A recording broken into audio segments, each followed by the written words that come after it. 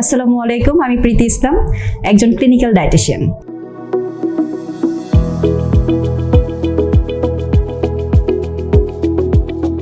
আজকে আমি যে ফল নিয়ে কথা বলবো সেটা হচ্ছে খেজুর।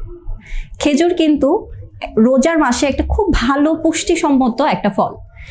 এই ফলে আছে প্রচুর পরিমাণের ফাইবার এবং কপার, ক্যালসিয়াম, আয়রন, এছাড়া বিভিন্ন ধরনের ভিটামিনস আছে। আর এই খেজুরে অ্যান্টি ইনফ্লামেটরি একটা প্রপার্টিস আছে, যে কারণে দেখা যায় যে যাদের প্রদাহ থাকে বা ব্যথা থাকে, যেমন গাউট হতে পারে, আর্থ্রাইটিস হতে পারে, তাদের জন্য কিন্তু খুবই ভালো উপকারী কাজ করে। এই সময় আমাদের কিন্তু অনেক ফাস্টিং থাকি আমরা, আমাদের বডিতে প্রচুর পরিমাণের ক্যালোরির একটা ঘাটতি থাকে।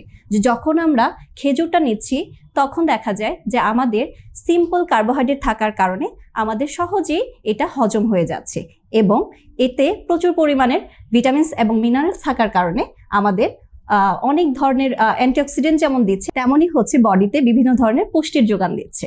সো আমরা সবাই যেন অ্যাটলিস্ট 2 থেকে 3টি করে খেজুর আমাদের ইফতার মেনুতে রাখতে পারি।